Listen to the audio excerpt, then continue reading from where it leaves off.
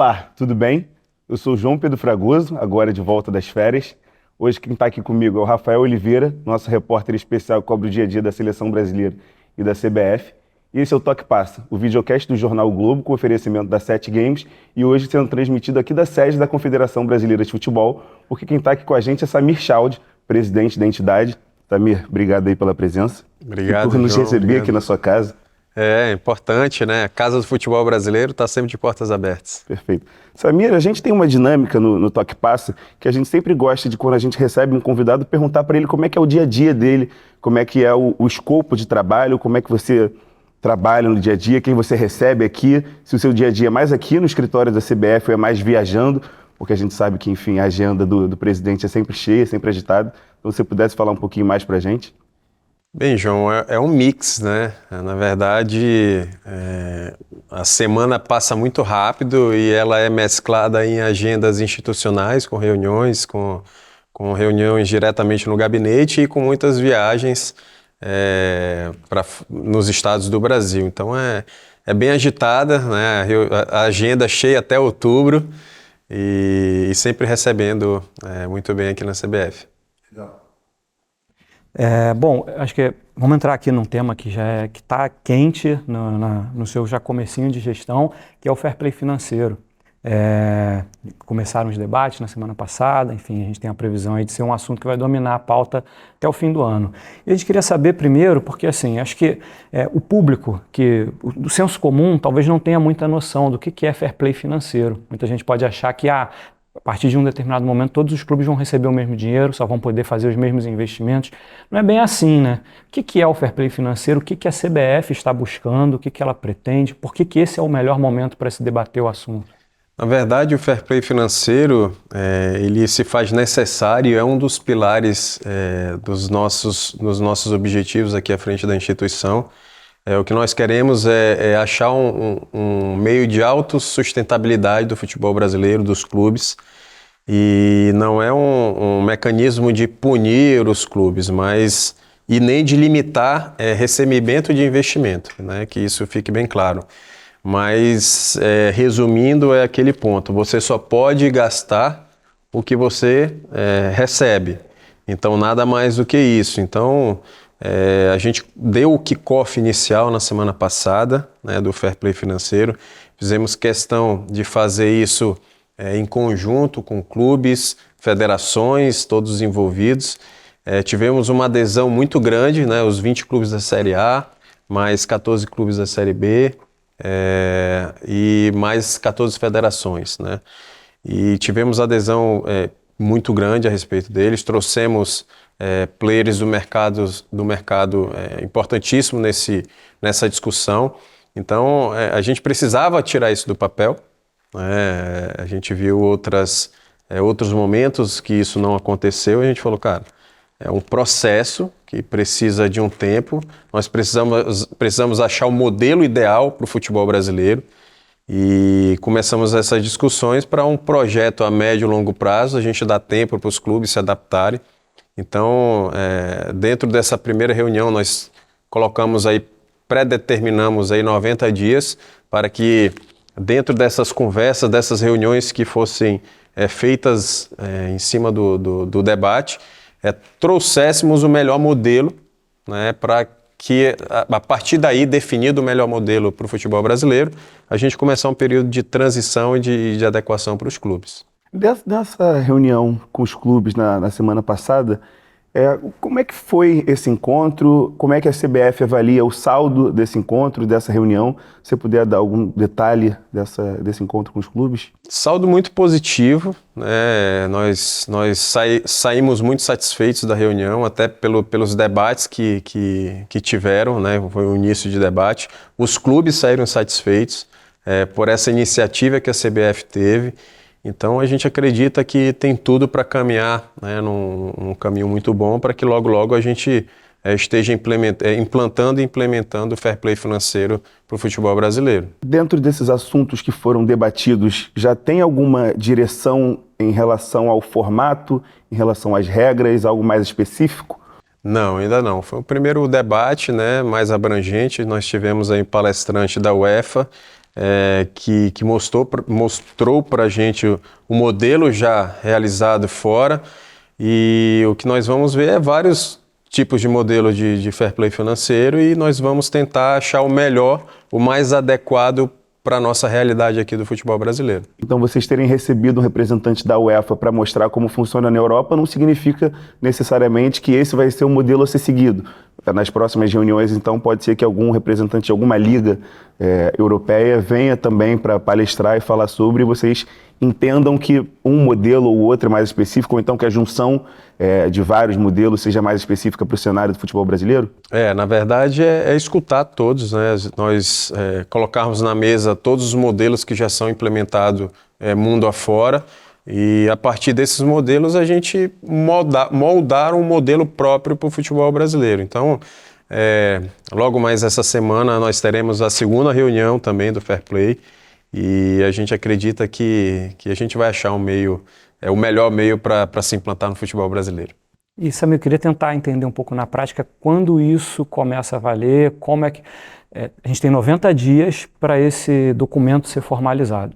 Esse documento já é o relatório final com as regras finais, e aí só vem a canetada do presidente, ou isso passa por alguma etapa depois? Explica o passo a passo. Na verdade, nos 90 dias era para apresentar uma proposta mais adequada para o futebol, certo? E dentro dessa discussão, a gente colocar uma data para ser implementado.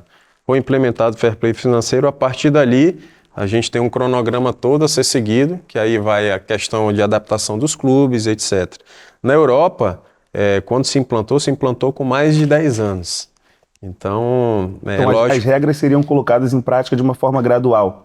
Exato, aí a gente tem que ir adequando, saber o que vai ser o que vai ter de barreira ou não, de penalidade ou não. Então isso vai ser discutido em grupo, em conjunto, né? E até a gente achar a melhor forma para estar implementando. Então é um processo, né? A gente primeiro molda o que nós queremos, qual é o melhor plano para o futebol brasileiro, e a partir dali a gente vai fazer um processo de transição e implementação do fair play financeiro.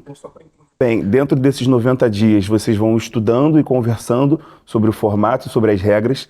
Depois desse período ali, por novembro, o documento final vai ser, enfim, concluído. E a partir disso, não há espaço para alguma reivindicação de algum clube ou pedido de mudança dentro do documento. Depois que esse documento for concluído, o que vai ser planejado é o calendário para as regras serem colocadas em prática. É basicamente isso. Na verdade, a gente precisa ter um molde primeiro, que vem dessas discussões, e a partir desse molde a gente planejar a execução. Vai ser a partir do ano tal, vamos começar a implementar, vamos dar o tempo para o clube se adaptar à realidade do fair play financeiro. Então é um processo a médio e longo prazo. Finalizado esse documento, qual é o processo para aprovar? É só o presidente da CBF assinar e ele já vai... Está valendo e aí depois vai ser esse calendário? Ou precisa de alguma aprovação, vai rolar uma assembleia entre os clubes para eles votarem? Como é que é esse processo mais jurídico, mais burocrático? Na verdade, é a instituição CBF. E assim, como nós estamos fazendo o debate já com os clubes, já com as federações, então vai ser basicamente o autorizo da CBF. E já tem alguma ideia de formato, alguma coisa que você possa adiantar para a gente, ou ainda é muito inicial assim? Não, ainda está muito inicial. Beleza. E a última coisa, teto de gastos é uma possibilidade? É algo que foi conversado nessa reunião? Na verdade, como eu te falei, o que nós temos de ideia é que o clube ele só pode fazer um gasto de acordo com o que ele recebe, né? E isso está sendo discutido, é uma das coisas que está sendo discutida. Então, na nossa visão é que o clube não possa fazer uma contratação, tipo, eu recebo X, e vou contratar um jogador 3x. Então a ideia é a gente nivelar esse receita e gasto. O gasto tem que ser abaixo da receita, né? E isso vai ser de acordo, essa noção de quantos clubes arrecadam, vai ser de acordo com o balanço, ou vai ser os clubes vão ter que apresentar o planejamento para a temporada e isso vai ser estudado por algum órgão regularizador? Você já tem essa ideia? Não, isso tudo está sendo discutido, mas a ideia é que não é limitar a arrecadação, porque tem clubes grandes que arrecadam muito mais do que outros, mas sim fazer as contratações em cima do que você arrecada. E sobre a ideia do Marcelo Paes, do Fortaleza, de que os clubes não poderiam contratar novos jogadores se eles estivessem devendo a outros clubes do futebol brasileiro. Você, especificamente, está de acordo com essa ideia, com essa sugestão dele, ou você também vai ter que estudar ali para entender melhor como funcionaria? Na verdade, isso tem que ser sentado, discutido, né, ver os prós, os contras, mas são ideias, né, e o que nós estamos fazendo nesse kickoff inicial é colocando as ideias na mesa. Marcelo colocou a ideia, essa ideia vai ser discutida, debatida para ver se é a melhor forma, se não é, ou se vamos fazer de uma outra forma. E o Samir, presidente da CBF, tem alguma preferência? Não, não. Eu sou o coletivo. Quando a gente estipula regras, para que elas sejam seguidas, além da fiscalização, é preciso ter alguma previsão de sanção, né? Caso você não cumpra, isso pode acontecer contigo. O que está dentro do escopo da CBF? O que ela pode, de fato, colocar como sanção nesse assunto do fair play financeiro? Assim, transfer ban, perda de pontos, tudo isso é possível? Tá dentro desse universo analisado? Sim, é possível e é o que nós estamos discutindo, né? Qual vai ser a forma que a CBF vai ter de realmente cobrar e fazer com que seja executado o fair play financeiro. Mas está dentro do escopo também.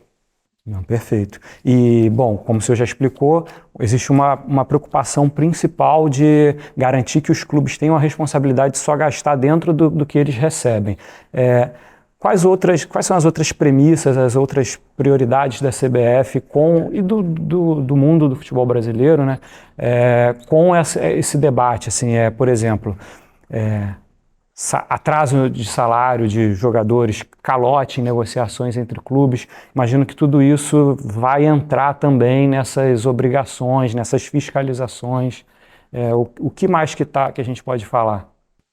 Na verdade, é um conjunto, né? Essa questão de atraso salarial entra nesse conjunto, né?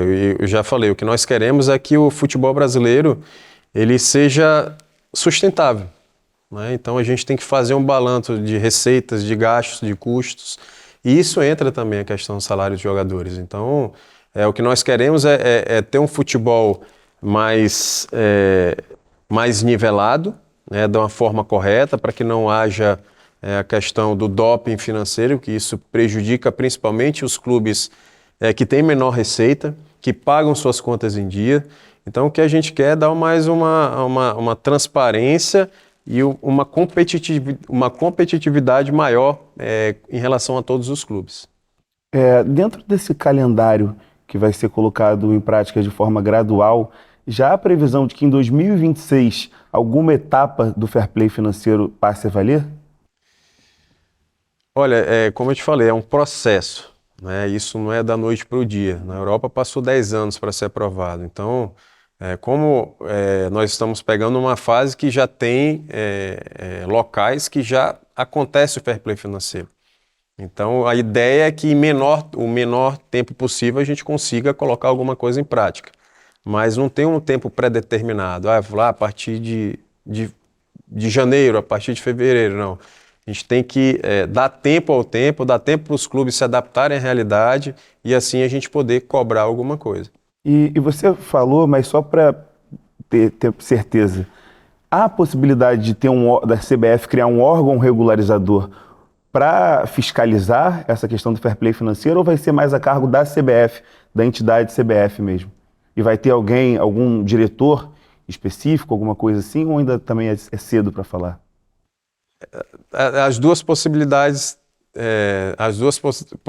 podem ter, né? Isso a gente vai definir a melhor maneira de fazer de estar fazendo esse acompanhamento financeiro de todos os clubes, mas a CBF tem autonomia também em relação a isso. Agora, Samir, para passar para um outro assunto também que foi muito falado antes da definição da sua chegada na presidência da CBF, em relação ao calendário, alguma forma de desinchar o calendário do futebol brasileiro. E uma das coisas que você já falou de uma forma mais certa é sobre a diminuição das datas dos estaduais de 16 para 11. Vai ser isso mesmo a partir de 2026? Isso já está certo? Porque o calendário ainda não foi apresentado, vocês têm 60 dias, né, para apresentar o calendário de 2026, mas essa questão dos estaduais, a diminuição das datas dos estaduais, já está certa da redução? Tá certa, tá? 11 datas a partir do ano que vem. Fazer um parênteses que essas 11 datas, elas valem muito mais para a Série A e B, que tem clubes que participam de campeonatos internacionais, Conmebol e etc. C e D, ela tem uma maleabilidade maior. Então isso está sendo discutido com os presidentes de federações, tá? Mas o que nós vamos fazer, o que nós devemos fazer é uma reformulação no calendário de praticamente todas as competições que a CBF realiza. A gente tem um calendário muito cheio, né? Nós temos que esperar data FIFA, Conmebol lançar as delas para depois a gente lançar o nosso calendário. Então o Brasil é diferente. O Brasil, ele territorialmente, ele é muito maior do que vários países dentro de um.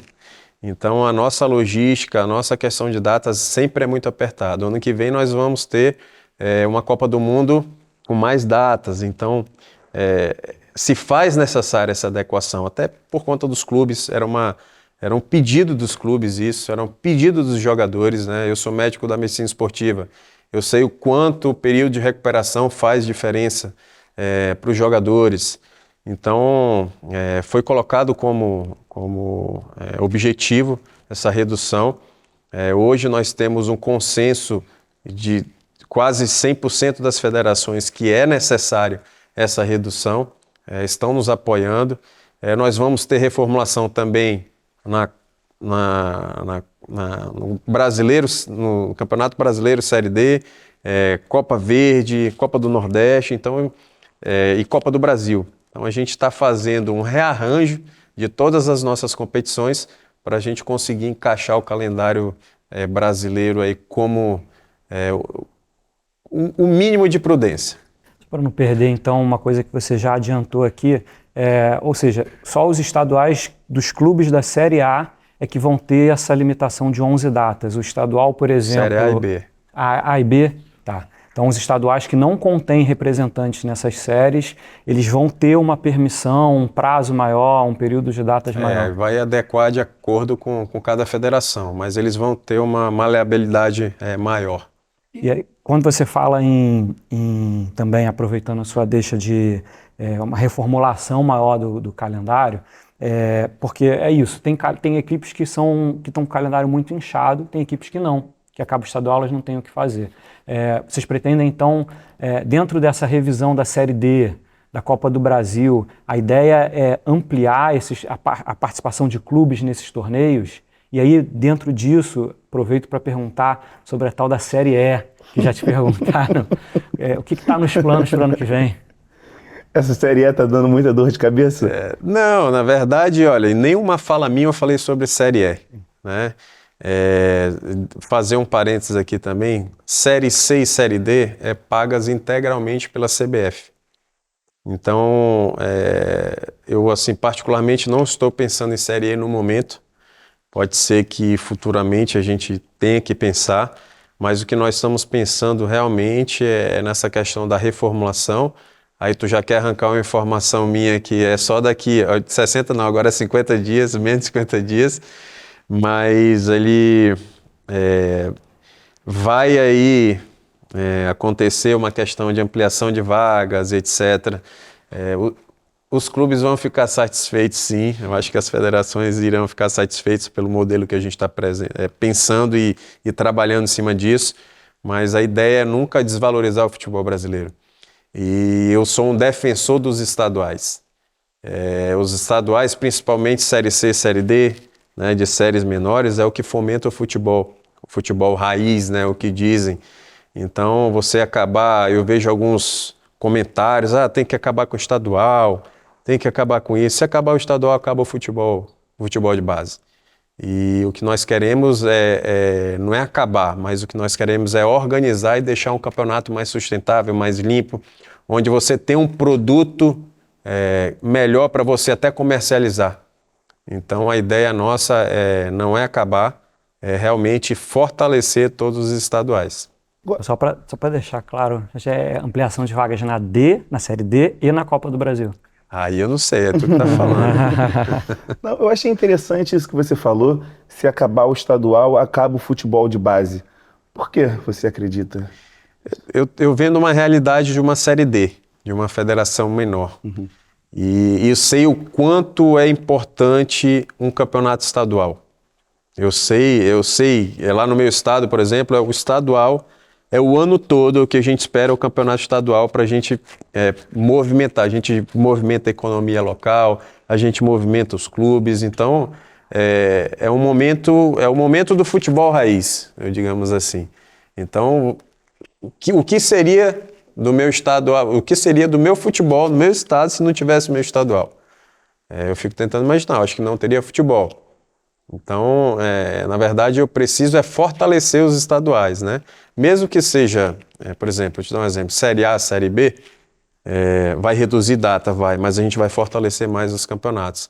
Vai ficar uma coisa mais enxuta, né? Aí reduz data também, então o que nós queremos é realmente fortalecer ainda mais o futebol brasileiro. Quando você fala em fortalecer os estaduais, por exemplo, no cenário aqui do Rio de Janeiro, a gente tem uma coisa de que até certa rodada os clubes podem jogar com times alternativos e a partir da terceira ou da quinta rodada, não me lembro bem, eles têm que usar os times A's, né? As equipes principais, os principais jogadores. Você acredita que reduzindo as datas para 11, os clubes tendem a usar os principais jogadores desde o início do estadual e seria uma forma de fortalecer dentro desse cenário de times da Série A e Série B? Ou você fala em fortalecer em outro aspecto? Eu falo em outro aspecto, mas, por exemplo, eu falei 11 datas, o Rio de Janeiro faz o campeonato com 10. Vai fazer. Então ele já diminuiu uma data a mais. Então, acredito que o fortalecimento vai na questão, mais uma vez, né, de melhorar o produto, de entregar uma coisa mais enxuta, de você conseguir vender, né, por um preço melhor, dar uma folga a mais, né, de datas para os jogadores. Então é um processo que é um conjunto de coisas. Você falou de folga de datas para os jogadores. E aí, assim, isso tem a ver com a próxima pergunta. Porque essa redução, ela é meio que a fórceps, não por parte da CBF, mas por parte do calendário mundial. A gente teve esse ano o Mundial de Clubes, ano que vem a Copa. No outro ano, a Copa Feminina. Depois vamos ter outro Mundial de Clubes e outra Copa do Mundo masculina. É possível chegar a um calendário nacional em que a gente de fato tenha um momento de respiro? Ou a gente está só se adequando a esse novo cenário de grandes competições no meio do ano? E só para pegar carona, na Copa do Mundo Feminina de 2027, o calendário para os clubes, tanto femininos quanto masculinos? Tá, vamos lá. Em relação às datas, né? A folga. A tua primeira pergunta foi essa, né? O que acontece? Repete a pergunta, eu vou continuar aí. Tu perguntou e eu fugi. Porque agora a gente tem um cenário de grandes competições no meio do ano que espremem o calendário nacional. Se a gente está esse movimento de reduzir os estaduais, enfim, ele está só se readequando a esse novo cenário, que todo ano tem uma grande competição no meio, ou se vai ser possível ter um pouco de respiro, assim, de os clubes terem mais aquela famosa semana cheia. Tá, vamos lá. Vai ter o suspiro, sim. Independente da Copa do Mundo do ano que vem, do aumento de datas, a reformulação que nós estamos fazendo é que daqui 2 anos a gente se enquadre no modelo onde você vai ter esse respiro dos jogadores, tá? Independente já contando com as datas de aumento de competições internacionais. Então, o modelo que a gente está estudando, que foi apresentado, que vai ser apresentado, é realmente para isso. Daqui 2 anos, 3 anos, a gente vai estar com o calendário enxuto brasileiro. Vai ser gradual, então. Vai ser gradual. E sobre a Copa do Mundo Feminina em 2027, o calendário tanto dos clubes masculinos quanto femininos vai parar? Olha, ainda não decidimos isso, tá? Em relação a se vai parar masculino, feminino. mas acredito que sim. Até pela questão dos estádios também, né? Pela utilização dos estádios. E sobre a Copa do Brasil, de novo, que a gente estava falando, vai ter ampliação de vagas, mas o formato da Copa do Brasil pode mudar também? Talvez ter mais jogos únicos em vez de jogos de ida e volta? O que vocês estão pensando em relação a isso? Aí eu vou deixar para o nosso Júlio, nosso diretor, falar mais, mas o que a gente espera é sempre favorecer ainda mais os clubes, né? A Copa do Brasil é a nossa competição, uma das principais competições nossas, a mais eclética, é o que dá mais oportunidade para clubes menores, né, participar, é a que mais paga bem também, né, a questão de cotas. Então, a ideia é fortalecer ainda mais a Copa do Brasil, né? A gente está pensando num modelo que vai melhorar para todo mundo. E aí, já tentando embarcar numa outra pergunta que eu não sei se você vai querer adiantar para a gente, a Libertadores a gente não consegue enxugar, né? Não é possível porque isso diz respeito à Conmebol. O Campeonato Brasileiro tem as 38 rodadas, certo? Onde a CBF conseguiria tentar enxugar mais datas para dar esse descanso maior que a gente estava falando? Na verdade, a gente tem uma conversa com o Conmebol, né, a respeito das nossas datas, para ver uma outra forma de realizar, né? A gente tem aí algumas datas Conmebol, né, pré-Libertadores, que é o que nós estamos conversando. Mas os estaduais é a outra via, né? E essa reformulação da Copa do Brasil. Eu acho que são as duas vertentes aí que a gente pode mudar e a gente consegue abrir. Essa informação da Libertadores é interessante, assim, da Conmebol, né, no caso. O Brasil hoje ele tem algumas vagas diretas e outras vagas pré. Você deixar de participar das vagas pré, não sei se os clubes vão achar tão interessante, ainda que isso seja terrível para o calendário. Essas datas são terríveis para o nosso calendário. Seria uma negociação para tentar... a gente perde 2 vagas pré, mas ganha uma vaga direta. Como é que é mais ou menos? A gente está tentando esse diálogo aí, né? Mas se tu for parar para analisar, nessa pré-Libertadores a gente sempre é brasileiro com brasileiro, né? Então praticamente a gente tem uma vaga direta. Então é em cima disso aí que está essa conversa. E dentro desses 50 dias até a formalização do calendário do ano que vem, tem alguma coisa que a gente pode esperar ou que a gente pode adiantar do que você pode falar? Pode esperar o melhor futebol brasileiro.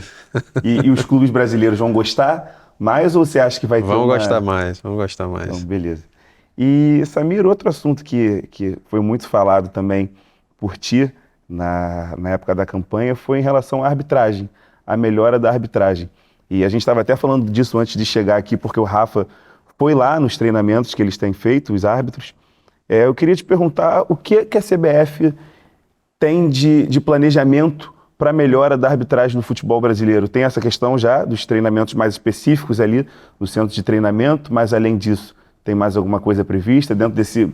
Às vezes é um calendário, né? Não, agora a gente começou com esses treinamentos mais específicos da arbitragem, treinos físicos, treinos técnicos, depois a gente tenta implementar outra medida. Fala-se da profissionalização, né, para o ano que vem, para o final do ano que vem, não sei.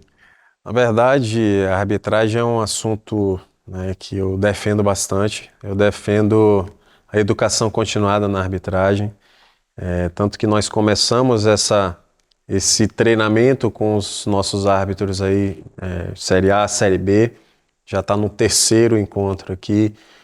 Nós implementamos também aí a arbitragem sem fronteira, que a nossa comissão de arbitragem vai em loco nos outros estados, passando o mesmo treinamento que tem um árbitro de Série A, Série B, está tendo nos outros estados. A gente está levando a CBF e a comissão de arbitragem mais próximo das federações. O que nós queremos ali é nivelar a nossa arbitragem nacional. E eu não estou medindo esforço para a questão de investimento na arbitragem. A gente já tem um estudo, já estamos caminhando com um estudo para a implementação do impedimento semiautomático a partir do ano que vem. Então a gente quer trazer a modernidade e trazer a educação continuada para dentro da arbitragem para a gente estar melhorando o nível dos nossos árbitros e dando mais uma lisura a mais para os nossos campeonatos, né? Uma celeridade a mais nas decisões em campo com a questão do semiautomático. Então, a CBF não tem medido esforços de investimento. Lógico que a gente tem que fazer esses investimentos com muito pé no chão. A gente tem que fazer conta, e realmente é conta, porque o investimento é muito alto. Só que nós estamos capacitando cada vez mais a nossa arbitragem. Então, estou feliz pelo trabalho que está sendo feito com a arbitragem e pode ter certeza que é um assunto o qual eu defendo bastante, que é a educação continuada dentro da arbitragem. O impedimento semiautomático que você antecipou aqui seria já para o início do calendário CBF do ano que vem? Ou seja, Supercopa do Brasil, Copa do Brasil, Brasileirão, já começariam com o impedimento semiautomático? Aí nós estamos estudando só a data de início, porque a gente tem que capacitar a arbitragem também, então tem todo um processo que vem antes de a gente falar, eu não sei se vai ser para competição A, em qual competição vai começar, mas em 2026 nós teremos sim o impedimento semiautomático. Boa notícia. E em relação ao custo, você falou que o custo é alto, a gente está falando em torno de que é um investimento todo da CBF, né? Ou os clubes, os gestores dos estádios também vão... Todo CBF. Então, a gente está falando aí de quanto? Tem adaptação de estádio, aí cifra... Não, tudo bem. E tem uma questão sobre esse tema ainda, que é o seguinte, a adaptação dos estádios, assim, a gente tem uma cultura atualmente no futebol brasileiro de venda de mando, né? Às vezes um clube, ou por necessidade ou por interesse de faturar um dinheiro numa outra praça, ele pode vender até 5 partidas, né? 5 mandos, se eu não me engano. Como é que fica essa questão com o impedimento semiautomático, já que os estádios precisam receber essa tecnologia e não é algo rápido de se instalar, enfim, se eu levo um jogo para... Eu vou ser impedido, assim, eu como um clube X, você pode vender seu mando, mas só se for para um estádio que tenha essa tecnologia, vai haver essa regra? Na verdade, todos os estádios Série A, hoje que nós temos jogos, eles vão ser servidos, né, de tecnologia para o impedimento. Então, acho que isso não vai ser problema de venda de jogo. Acho que todos os estádios estarão aptos para receber o impedimento semiautomático. Isso vai estar sob responsabilidade da CBF também, garantir isso. Da CBF. Perfeito. E sobre a profissionalização dos árbitros, tem alguma coisa sendo falada, sendo estudada, sendo trabalhada junto da comissão, ou é um assunto que, enfim... Tem um estudo, né, que está sendo feito, né, a gente ainda não chegou em um denominador comum, mas a priori da arbitragem é a tecnologia que nós temos que trazer e a educação continuada, mas isso é uma discussão que cabe um tempinho ainda aí a profissionalização.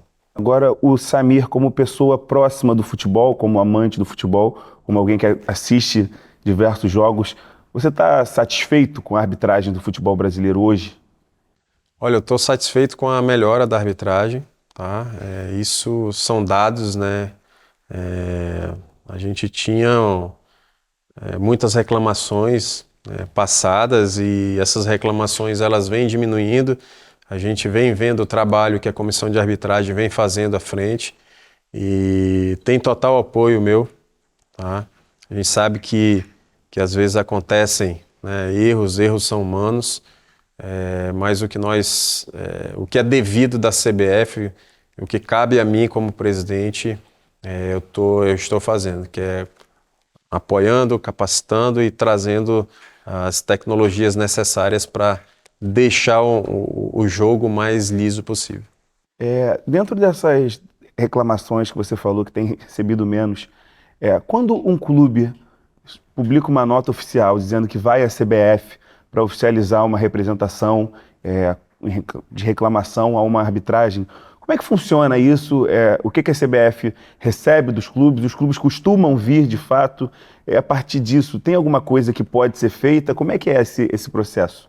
Bem, que essas reclamações, quando o clube se sente lesado ou de alguma forma prejudicado, eles dão a entrada diretamente na comissão de arbitragem. A comissão de arbitragem ela é responsável em fazer toda a avaliação, né, o nosso diretor Sintra, e ele faz a análise das imagens, a análise do lance, e caso tenha alguma coisa que fale a favor de algum erro, ele toma as medidas cabíveis por ele, né, afastamento de árbitros, etc. E quando o torcedor, uma curiosidade, porque o torcedor tem na ideia dele que o presidente do clube chega aqui revoltadíssimo, bate na porta e exige falar com o presidente. Não acontece, né? Não acontece. Não. Isso é só na mídia. E quando o árbitro, enfim, quando ele é afastado, como é que é também? Ele passa por um processo de novos treinamentos? Tem algum tipo de treinamento específico? Depende do erro que ele teve? Como é que funciona esse afastamento do árbitro? A famosa geladeira, né? Passa por treinamento, por reciclagem, né? Tem todo um processo que a comissão de arbitragem faz, né? Eles fazem prova física, prova teórica, então isso já é preconizado pela comissão de arbitragem. E tem algum período específico para ele passar por essa reciclagem? Vai ter um mês passando por novos treinos, estudando para depois você fazer as provas, e só quando você é aprovado nesse tipo de prova você pode voltar a apitar jogos, e aí tem um retorno gradual. Você vai voltar para a Série B, aí você vai sendo testado e depois você vai para a Série A, ou como é que funciona? Aí depende de cada situação, depende, né, do tipo de erro que houve, aí é o Sintra que define tudo isso. Perfeito. Agora eu queria falar com você sobre seleção brasileira e sobre uma figura que, enfim, tem sido muito falada quando se fala de seleção brasileira, que é o Ancelotti. Queria saber quais são as suas impressões dele como pessoa, como profissional, como treinador tão badalado, e do trabalho dele, não só como jogadores, porque não teve tanto tempo de treinamento e tantos jogos, mas também no dia a dia, no scout, né, na observação que a gente fala dele, da comissão. Mas também uma coisa que é uma curiosidade minha, nossa, enfim, quais foram as impressões que ele passou para ti e para o pessoal da CBF sobre o funcionamento do futebol brasileiro, sobre o cenário brasileiro, sobre o Brasil como país, sobre o Rio de Janeiro, enfim, que ele está agora morando pela primeira vez, está mais perto aqui? Bem, minha impressão sobre o Ancelotti é muito positiva. Para mim, ele é um excelente profissional, uma excelente pessoa.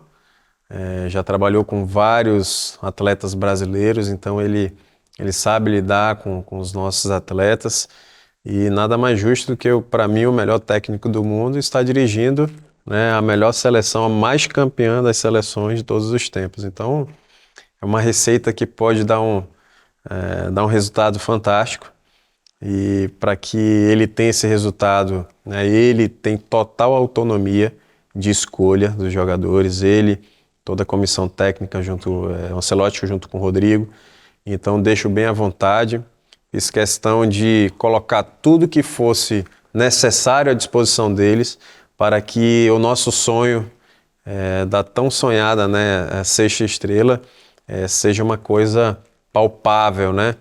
E que a gente traga novamente para casa, que eu acho que já passou da hora, então estou muito confiante no trabalho dele. É um excelente profissional, não tenho queixas a respeito, e uma pessoa simples, acessível e que está fazendo um excelente trabalho, e já provou isso nos 2 primeiros jogos dele, sem muito tempo, já conseguiu organizar ali o nosso meio de campo, a nossa defesa. Então eu estou muito esperançoso que ano que vem, se Deus quiser, a gente esteja em mais uma final de Copa do Mundo. E quais foram as impressões que ele passou para você? Vocês já conversaram por um tempo maior para saber o que ele achou do futebol brasileiro, dos campeonatos que aqui se passam, do Brasil, do Rio de Janeiro, enfim?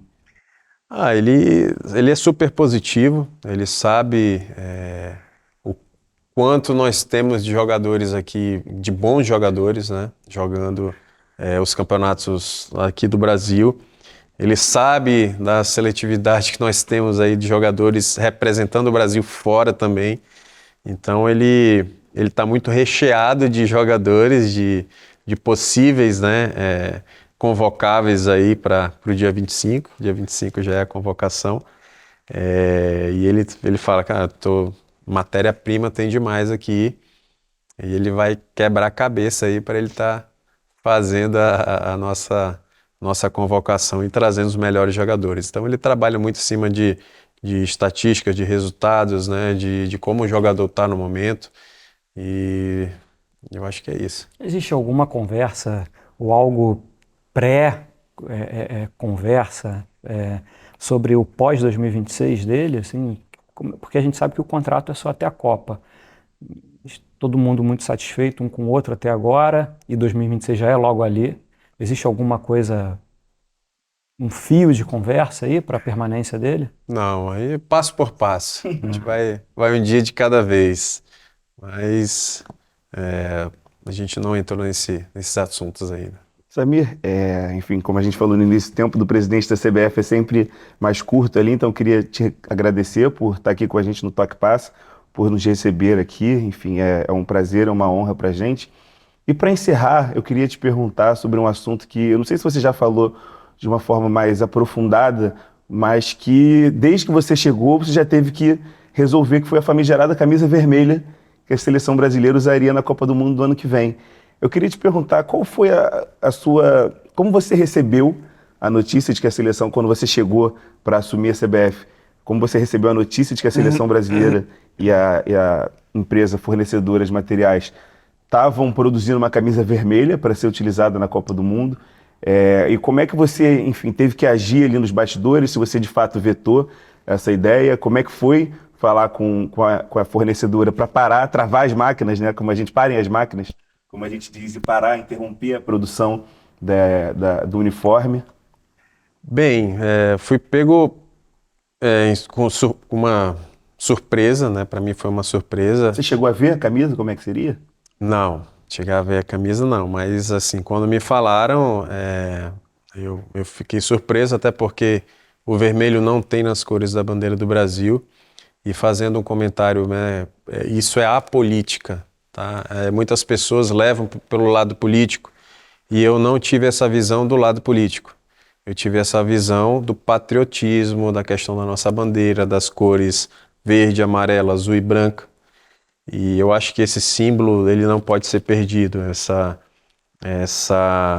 conexão do brasileiro com as cores da bandeira. Então, tive que agir rápido, né? Conversei com toda a engenharia que estava por trás ali e pedi realmente para que fosse parada as máquinas aí, até para acabar de vez com qualquer especulação. Então, eu falei isso no meu discurso, acho que foi no mesmo dia, falei, ó, as cores da camisa é amarela, verde, azul e branco. Eu acho que isso é o Brasil, isso é o brasileiro, essas são as cores da nossa bandeira, e a gente tem que manter esse patriotismo pela bandeira do Brasil, pelo nosso Brasil, e não por política. Perfeito. Então, o uniforme da seleção brasileira no ano que vem, camisa principal amarela e segunda camisa azul, como a gente está acostumado? Sim. Perfeito, Samir. Obrigado pela presença de novo. Queria agradecer ao Rafa também por estar aqui com a gente. Eu agradeço. E, pessoal, esse foi mais um Toque Passa.